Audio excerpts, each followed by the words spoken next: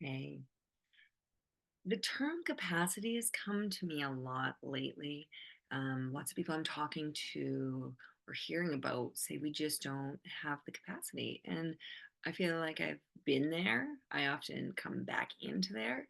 And so it really got me thinking, like, what does that mean? What does it mean when I say I just don't have capacity? So I really understand it as like capacity is the fuel for everything. It's our energy, it's our resilience, it's our focus, and it's the ability to show up fully. And no matter who you are, you do want to show up fully. We want to be able to show up to our fullest capacity. But when we don't have capacity, then we can't show up. And so it feels draining. And what we describe as capacity, like hitting a wall, it's the whole system. It's our body, the mind. Everything feels maxed out and overwhelmed.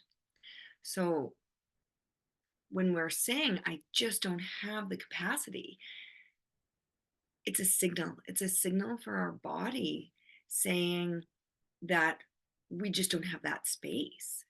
But it's not a limit. It's our body and minds telling us that something needs to shift. So if we don't change something, how are we going to regain that capacity? So capacity, it's not just about time or energy. It becomes down to a state, a physical state. And when our physiology is feeling depleted and our body feels exhausted, we have like tight muscles, we're breathing shallow, we have poor posture, you can just sense how things are closing in. No capacity feels tight, it feels constricted. And so our brain can't even access any creativity to think outside the box of what I can even do to create more capacity. You lose that ability to do it. Um, you lose the ability to be able to even focus or find that resilience because you don't even have the capacity to find the focus to build the resilience. So the first thing that I would recommend to enhance our capacity is to change the state of our physical being. So that might look like kind of standing up, kind of taking some big breaths in, being the power posture. I know it sounds crazy, but there's studies on it. 2 minutes of like the standing in a power pose. Oh, creating energy in a way that's a little bit different. So that 2 minutes of power pause or power pose is known to increase the endorphins, increase resiliency, increase some energy and power within us.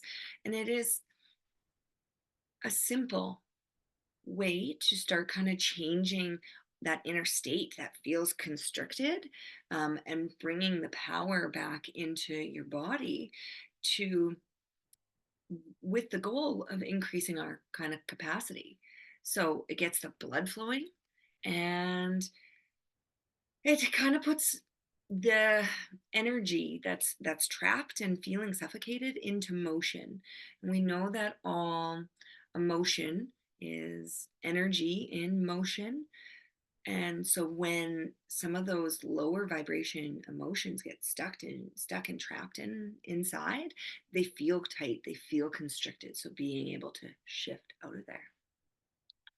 So after kind of addressing our state and our physical, getting a little bit of movement, it's going to be easier for the next step of focusing the mind. Um, but capacity expands when our focus can narrow on what actually matters the most, not scattered across every stressor that comes to mind. So we can ask ourselves, like, what is the one thing? If I handled this one thing that would create space for everything else, and try to direct your energy towards that one thing. When our mind is experiencing the whole spectrum of every stressor, we lose the ability to, number one, focus on what's important because our energy is pulled in so many different directions. And it's like the to do list. Maybe it's not r- written down, and your brain just keeps coming back to the same thoughts of what has to be done.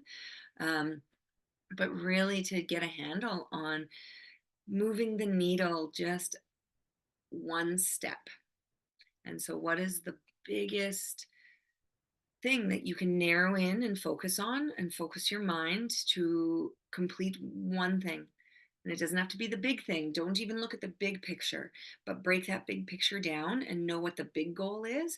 But to get to that big goal, like what is actually logical to do today? And then there's that spiritual component or emotional capacity that builds when you're able to connect to a compelling purpose or a meaning that's bigger than the experience of overwhelm. So when you remember why you're doing what you're doing, then your system can rally. You can really start to connect with the reason why you're doing something and fuel that action and rebuild that capacity. So I want to mention that capacity and overwhelm are kind of similar, but they're not the same thing. So it's kind of like they play a little bit different roles in how we experience life. So imagine capacity as like our container, the container, and it's the like amount of energy, focus, resilience that you have available to handle whatever life throws at you. It's like the size of the container is going to matter, right? And when our capacity is really high, when we have a lot of capacity, we feel like we can take on the world. You can handle challenges better. You can stay calm under pressure, and you can kind of keep moving forward easily when you have that larger amount of capacity. However, oh, when we talk about overwhelm, is kind of what happens when our demands or our perceived demands, what we're putting our thoughts and our energy into, what's going on in life, every circumstance, when the demands start exceeding your capacity. So it is really a feeling of being flooded, that there's like too much, there's just way too much for your container. And so you start feeling more scattered, and you're overwhelmed, you're flooded, and you're unable to cope.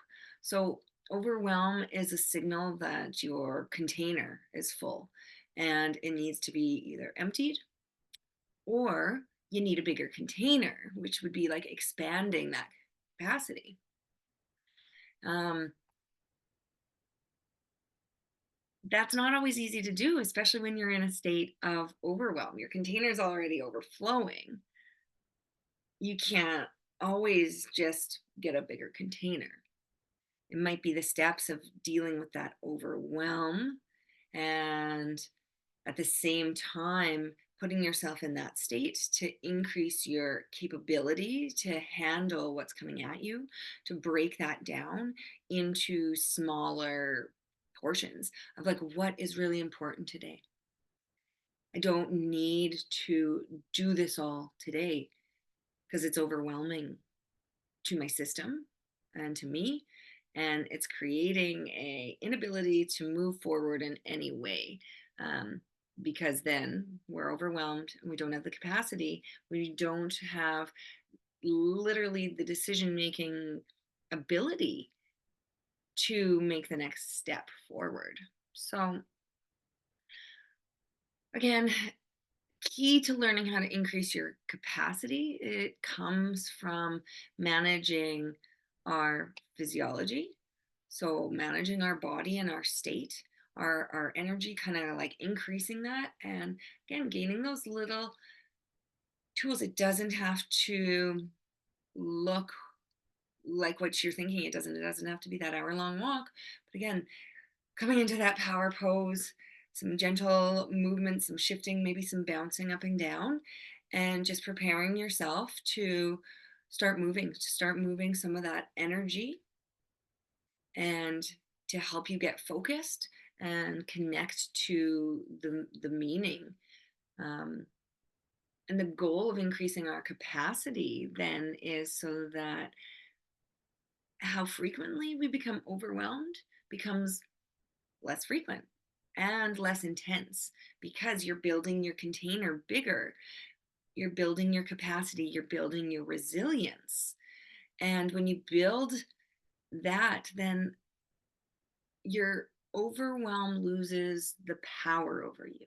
It's harder to get overwhelmed because you have the capacity, you have the tools. And I think it's just important to note that you're not powerless against overwhelm. And we need to recognize when we're feeling overwhelmed and have some self-compassion that overwhelm happens, and ask ourselves why overwhelm is happening, and that self-reflection piece of it, and then really break it down into what is my next step, what is the simplest step to make one step forward, what is the biggest thing that if I just tackled it, it would help maybe other things fall into line, maybe the things that I can like forget about for now and just solely focus. And over time, to build that skill of addressing, like recognizing the overwhelm, addressing it, kind of biting it in the butt, increasing our resiliency, increasing our capacity, and our resilience, because life's not going to stop coming. It's how we're able to navigate it and build the skills and build the capacity, get the bigger container, for everything that's coming our way. Um, and so, thank you for listening today. When, again, I feel like a lot of people are feeling a sense of overwhelm. And recently, again, people have been talking about, I just don't have the capacity. So, how do we build the capacity? How do we create the resilience to break through the overwhelm, to keep living as balanced as we can? And life isn't always about being in balance, because things come and our nervous system fires and we live out there for a bit. But balance means the ability to come back in and reground and recenter in a humble like space. So, not living outside of our capacity, not living in overwhelm, but recognizing why we have overwhelm, having the tools to come back in, um, being able to create the space to slowly move forward and through it, and building that resilience. Mm. Again, finding a real good reason of why doing this work is important to have. For me, I don't want to experience overwhelm. Wouldn't that be great to live in a world and a day that like I was so cool, calm, and collected? I think I used to be this way. I was so cool, calm, and collected that like something comes and it's just like, oh, I can handle that. I can do that. But it's going to take a lot of practice. It's a skill. It's a skill to be able to navigate when life throws you something, and to not get stuck in the fight or flight state and that overwhelmed state, which literally steals our ability in our prefrontal cortex to be able to think and make decisions. And so, recognizing and giving that compassion that, like, when our body feels unsafe and we're in a fight or flight, that's the process. Biologically, it makes us not be able to think clearly and be able to do these steps. Um, And when we recognize and acknowledge that, then we can be like, okay, I can develop some of these tools again, just to practice.